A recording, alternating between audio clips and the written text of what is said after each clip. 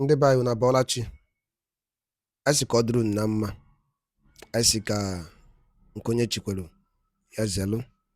Dịka o si dị, ya bụ Igbo Media ka anyị si bịa na uhuruchi nketa iwetara unu ya bụ ozi gbasara maka ihe na-eme na the Old Eastern Region. Dịka unu anụ ka o si ada, nwanne anyị nwoke wetara anyị ozi n'elu akwụkwọ. An Israeli minister dragged Britain, Nigerian government to ICC and International Court of Justice for joining Biafra with Fulani as he fought for Biafra Nnamdi Kanu's release. Here the news in details. All right, according to above data, one of the popular Israeli minister, The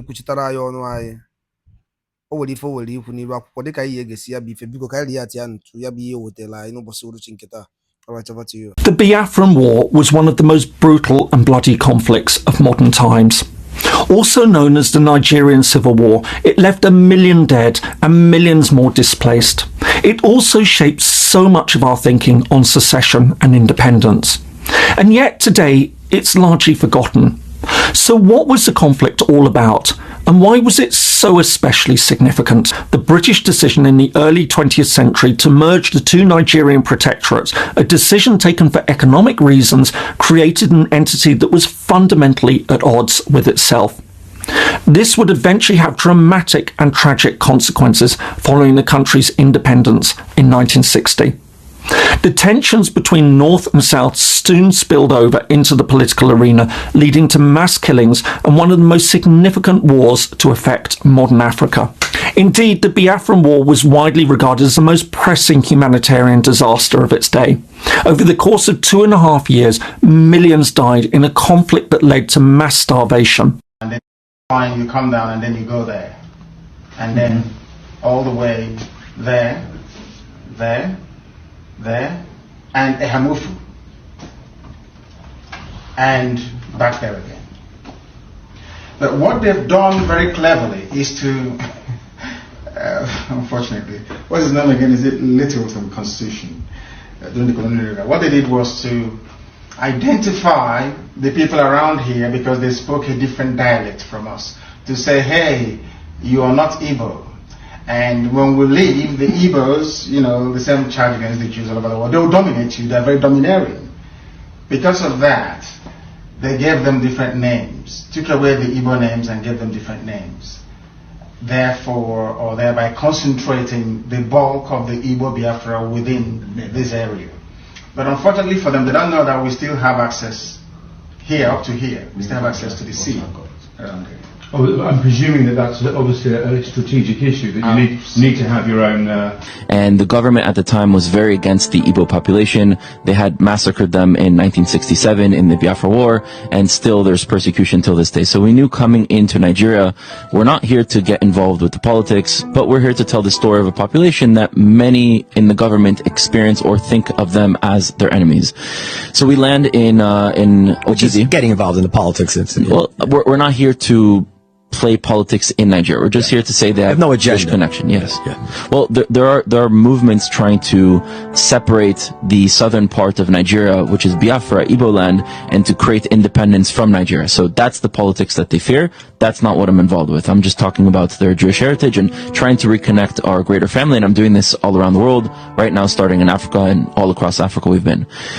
So we get to Ogidi, and we're with this Jewish community. We brought them a Sefer Torah that was given to us as a gift, and we spent a day and a half with them, and it was one of the most beautiful experiences I've ever had in my life. Just the amount of Torah and Jewish learning and connection that they have, and how they want to move to Israel and study in yeshiva and serve in the army and do all sorts of things to be connected to the Jewish people was really beautiful to see. After a day and a half there, we wake up Friday morning, getting ready to film their preparations for Shabbat, filming them making challah, filming them have a Jewish life to show the rest of the world what is actually going here. We get a call from the lobby that says, come downstairs, the police are here, bring your passports and phones. We haven't done anything illegal, so there's no reason for us to doubt that. We come downstairs, and it's not the police, it's 15 armed gun militants with black ski masks pointing guns at us. Immediately, they take our phones and passports. We try to negotiate, telling them, listen, we have things to film, we haven't been accused of anything, what do you want from us? You're speaking French there? No, English. It's a former British colony, so most people speak English. And so we're telling them, listen, let us film, we'll come later if you have questions, like, you know, you're not even telling us what we're doing wrong. No negotiation. They grab us, they bring us outside. There are 3 vans waiting for us. We were a team of 3, me, Noam, and David. And they put each of us in a separate car, drive us to a government location. We basically spend the entire day there, the entire night. Wake up the next morning. They bring us back into 3 other cars. And then they drive us 15 hours away to a Nigerian prison in Abuja, which is the capital city in Nigeria. And there we spent 3 weeks in Nigerian prison. The first week we were in a small cage, maybe 6 meters by 6 meters. Hold on, I'm going to show you a picture. Will you put up the picture of Dan's motel room again? What's the worst than it? What was it like in a Nigerian prison? Okay. 3 years has passed, so we can take humor from it. I'm sorry. I'm sorry. No, it's okay. It's okay. But what was it? It was very. They were very. I didn't mean to be. It's all good. What was it like in a Nigerian prison? Right. So we get put into this cage that's about 6 meters by 6 meters, or 3 of us, full of rat feces, human urine, mold. And the most dangerous situation that we're in is one of our friends, David, who's 20 years older than me. This was 3 years ago. I was 27. Now I'm 30. So he's 47. He has an immune system disorder that if he doesn't have his medication, he dies. In fact, he's survived 2 cancers from his condition. And we find ourselves in the place that's the worst if his immune system were to crash, and his medication is 15 hours away in the hotel, and it's already been 2 days that he hasn't taken his medication. So I basically now have 5 days to get help and to get my friend out, or else he dies. And it wasn't easy. They were starving us. They didn't give us food for 5 days, only water, and they were taking us for interrogation. Never charged us with anything. Never physical interrogation. I mean, I would say that starving someone and keeping them in those conditions is a form of torture. Good about SC viewers, please Sideline Media. If you are new to this channel, kindly like, share, subscribe, and please do not forget to hit the notification bell. The Waymaker. We are seeing a serious jubilation, celebration in the southeastern part of the country, across the length and breadth of Biafra land. And this is not far-fetched, because evidence coming from the court is already showing that Nnamdi Kanu never possessed any weapon of terrorism on him as at the time of arrest. And these are got people talking and celebrating. And we understand that the governors of the region are already regretting all the role they played against him. But let me get the reaction. Thank you for having me on this channel this morning. I've said it several times without number that Nnamdi Kanu commit no offense. And that's what has confirmed in the court, because there's no any ammunition that was being found under his possession. As I used to say that Nnamdi Kanu are not the problem of Nigeria. The problem of Nigeria are the Fulani headers. The problem of Nigeria are these old takers, the politicians who have taken the resources of this country to be their personal wealth. They are the problem of Nigeria. Come to look at this, Samuel Ekpa has been restricted not to communicate with Biafran.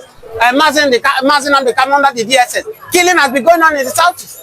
Have you asked yourself what is causing the killing? I thought they said that if Samuel Ekpa is being old, if Samuel Ekpa is no more speaking with Biafra, killing will stop. Why is killing still everywhere? Why is the people from Enugu are shouting that they can no longer to find? So that's to tell you that all this energy Nigerian government is wasting in Nnamdi Kanu as Samuel Ekpa is not needed. They should channel this energy on how to end Boko Haram. They should channel this energy on how to end this Fulani herdsmen. My people have been killing Benue, my people have been killing in Plateau. Yet Tinubu for the sound. As if Tinubu is not concerned. One of the reasons that we prefer the Southern candidate in 2023, some of us will split our vote for Peter Obi, but some of us vote for Bola Ahmed Tinubu, was because we want to end this Fulani feeling that they own Nigeria by going from one place to another to kill people, by inviting Fulani from different Africa to come Nigeria, to come and take over Nigeria. Little did we know that Bola Ahmed Tinubu region would be worse than Buhari. As I speak to you now, the killing that is going on in my own region, in Benue, in Middle Belt, in Benue, in Plateau, is Tinubu is not speaking. What is happening?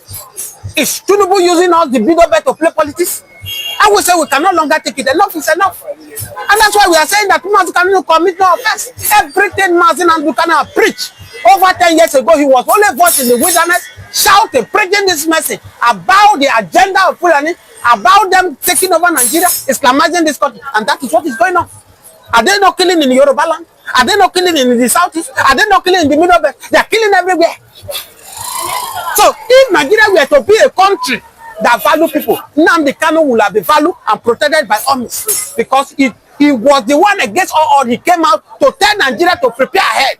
Nnamdi Kanu was just like the case of Joseph. Joseph, when the king of Egypt dreams and he could not understand the dream, they called on Joseph to come and interpret. And Joseph interpreted the dream to Pharaoh and told you that this thing you saw 7 cows, fat one, and tiny cows. This is how it's going to be. They are going to be abundant 7 years. They are going to be farming in 7 years. What you will do, harvest all these things. Let's have it in storehouse. And what happened to the children in the land of Egypt?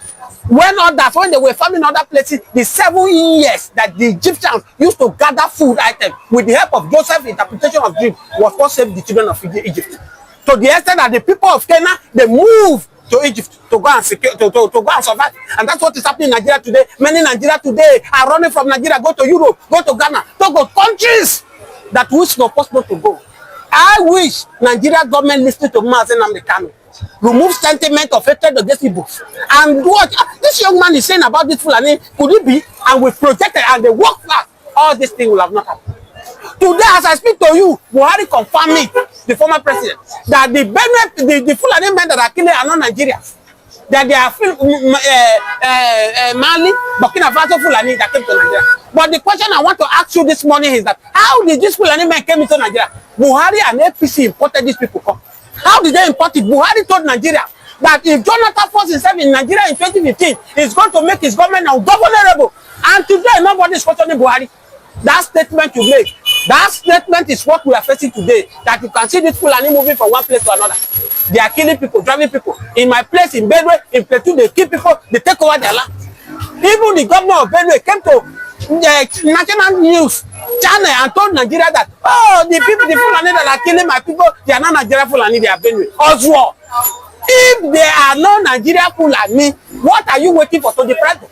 Oh, the federal government did not give us access to hold God. You will wait until they buy all your people. Is that what we are saying? So what am I saying in essence is that Nnamdi Kanu should be protected by all costs. We are believing that Justice Omotocho, as he has pleaded for Nnamdi Kanu, that he is sorry for delaying for 10 years for this job. That he's going to do all his possible best to bring justice for Nnamdi Kanu. And he's already working on it. Within 2 weeks, Nnamdi Kanu has appeared in court over to 3 times, and we promised that on the 8th of May that the judgment will come. So we are waiting on the 8th of May to see what they will do. But we know that they cannot do anything otherwise. But Nnamdi Kanu commit no offense. He commit no offense. That's why when Buhari government unleashed the hatred of Igbos, the hatred he have against Igbos on Nnamdi Kanu by declaring IPOB as a terrorist organization, a lot of us we stood and we condemn it. That act was unlawful, that act was condemnable. Even despite they are still trying all their possible means for the world to recognize IPOB as a terrorist. The world did not recognize IPOB as a terrorist. Tell me any world who believes that IPOB is a terrorist today. Nobody. It's only in Nigeria here they're making us to realize that IPOB is a terrorist. They are never. IPOB did not start under Buhari government. IPOB started under Jonathan. But what did Jonathan? Jonathan ignored them. They were going on with their flags. Oh, give us Biafra. We want to leave Nigeria. Of course, they have every right to agitate to leave Nigeria. After the Biafra War, the one called the Igbo, come together, let's form one Nigeria. No victor, no vanquish. But after the Biafra War, tell me any sensitive position that Igbos have ever held since after the Biafra War. They are not allowed them to rule. They say they are not good to be a president of Nigeria. The only thing they have to do, for Biafra, the only thing they have to do Biafra, thanks to Obasanjo, who in his own magnitude bring Igbo in to become a senior president during his time. I make a Igbo man to be a president. But that one is enough. It was not enough. It wasn't enough. You could see that our Nigeria economy was flying like eagles under Obasanjo because Obasanjo allowed the Igbos to be in the front lines of his economy. And Nigeria was moving fast. Nigeria was flying like eagles under Obasanjo to 2015 because Igbos were in the front of the economy. They were in the front of the economy. But the moment Buhari came, because of the hatred he had against the Igbos, and he sidelined the Igbos, he felt that Igbos are not good enough. He brought his people, the Fulani men, put them on the top position. They crumbled the economy of Nigeria. And today we are the way we are coming, I understand that the other time when Igbos, Biafrans gathered in Latin Finland for the declaration of Biafra, of course it was done under the watchful eye of international media. Just like it said, the countries like United States of America, Britain, like world body like UN, European Union, didn't see IPOB as a terrorist organization. Could it be the reason IPOB is excelling everywhere in the world, contrary to the position of the Nigerian government? No, the truth of the matter is that the world knows what IPOB is fighting. IPOB is fighting, they want to go on their own. And every other country in the world you see today, many countries are also agitating, they want to go to Spain. They are part of Catalonia are saying they want to go on their own, go to other countries. So it's not a crime. Now that you don't allow them to rule, it's between Yoruba and the Hausa, they are ruling this country. Yoruba and Hausa seek this country. Because if you have never given me a time to rule, you cannot tell me I'm part of people that spoil the country. It has been from Yoruba to Hausa, from Hausa to Yoruba. You don't allow Igbo man to come and rule. That's why in 2023 we say, okay, since we have seen the best and the worst of Fulani and Hausa, we have seen the best and the worst of Yoruba, let's try and see what Igbo man can offer. And that's why you see that a lot of us, people from the middle belt, you see that Peter Obi won Nasarawa, Peter Obi win Plateau, Peter Obi win, he pulled a lot of weight in the middle belt. We were tired about the killings. But you recall that the minister, foreign affairs minister of the foreign affairs minister of Russia was very emphatic the other time that going forward, countries of the world, you and European Union, should start respecting self-determination.